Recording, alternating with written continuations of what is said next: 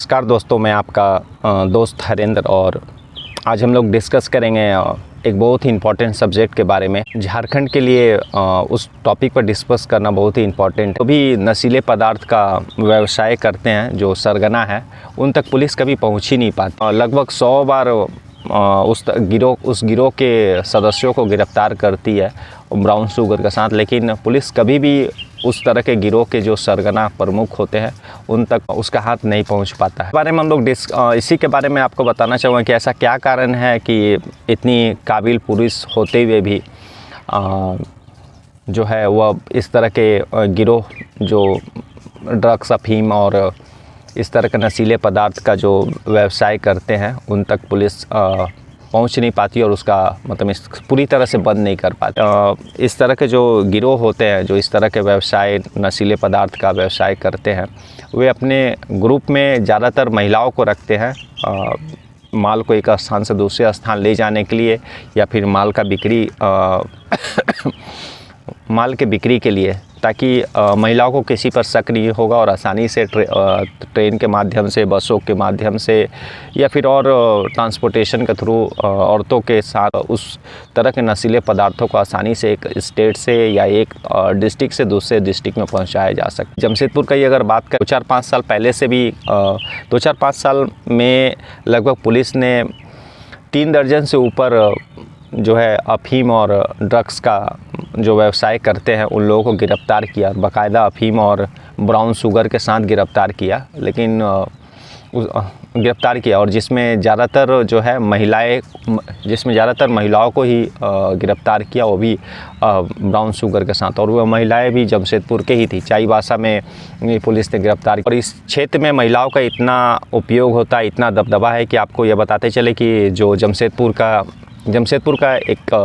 जो brown sugar सरगना है, उसकी प्रमुख जमशेदपुर के आदितपुर की एक मुस्लिम महिला डॉली परवीन बोल करके वह थी,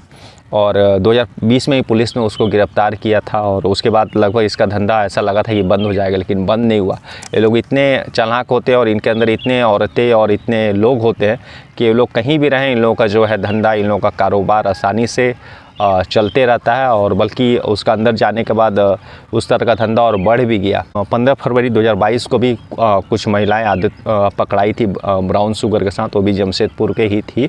तो बाद में ये भी सूचना आया था कि जो सरगना की प्रमुख बोली जाती थी जमशेदपुर की डॉली परवीन आदितपुर में रहती थी, उसका पैसे के लेन देन को लेकर के उसी के परिवार के द्वारा उसका कत्ल भी कर दिया गया है। तो इसका भी मेरे को कंफर्म इन्फॉर्मेशन नहीं है, लेकिन कहने का ये तात्पर्य कि किसी भी रूप में इस व्यवसाय का कमी नहीं हुआ है, चाहे का कोई सदस्य जेल में रहे या फिर बाहर रहे, यह धंधा मतलब बढ़ते ही गया उन लोगों का। और हमारे जो लगातार जमशेदपुर के युवागण और जमशेदपुर के आसपास जो डिस्ट्रिक्ट है वहाँ के युवागण इस तरह के नशे में दबते जा रहे हैं, घुसते जा रहे हैं, जो कि समाज के लिए किसी भी रूप से सही नहीं है। इसमें एक मुझे ऐसा लगता है कि इस केस में जो है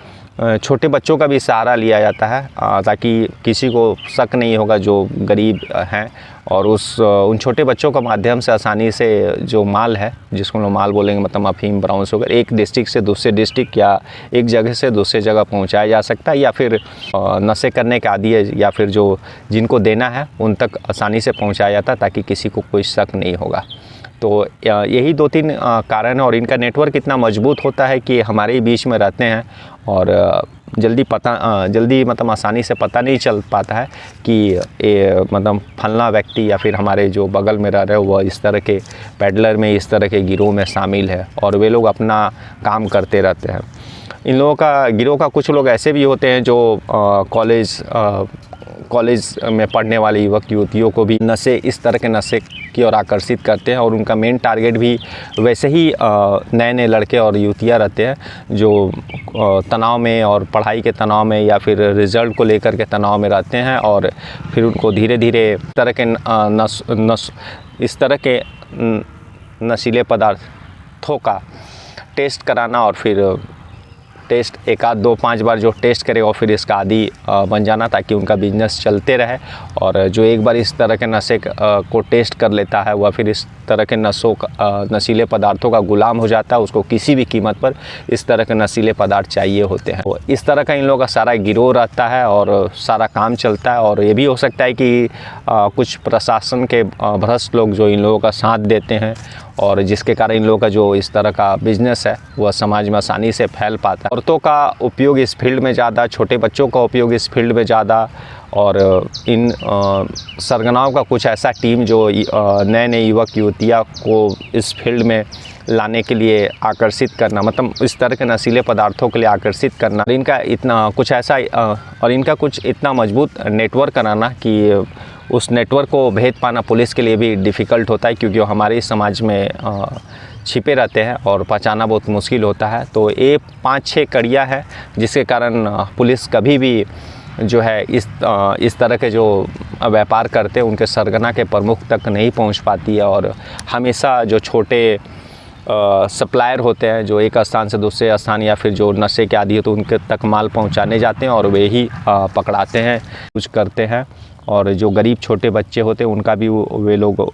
यूज करते हैं, ताकि किसी को भी शक नहीं हो सके ट्रेन में, बस में, एक ज़िला से दूसरा ज़िला में जो माल आसानी से पहुंच सके। और फिर उसके बाद जो इसके नशे के आदी है या फिर जो इसके ख़रीदार हैं उन तक इस तरह के नशीले पदार्थ आसानी से पहुंच सके। और इस तरह के गिरोह में ये लोग कुछ ऐसे भी खास व्यक्ति को रखते हैं जो युवा वर्ग या फिर कॉलेज इंस्टीट्यूट के स्टूडेंट्स होते हैं, युवा वर्ग होते हैं, उनको भी एकदम यंग है, उनको भी इस तरह के नशे की तरफ आकर्षित करना। और इसके लिए बाकायदा ये लोग कभी कभी अपना इस तरह का बिक्री बढ़ाने के लिए ऑफ़र भी निकालते हैं, जो इस बात पेपर में भी आया था। ऑफ़र भी निकालते कि 10 पुड़िया लेने पर 3 पुड़िया फ्री, या फिर आप ले रहे हैं तो किसी और को भी इस तरह का अगर माल आप दिलवाते हैं तो आपको डिस्काउंट मिलेगा। तो इस तरह से करके वे लोग युवा वर्ग को इस तरह का नशे का धीरे धीरे लत लगाते हैं। और फिर जा कर के जो भी इस नशे की तरफ आता है वह फिर उसका कमजोरी बन जाता है और उसको किसी भी कीमत पर ब्राउन शुगर ड्रग्स या फिर जिस नशे का वादी है उसको चाहिए होता है।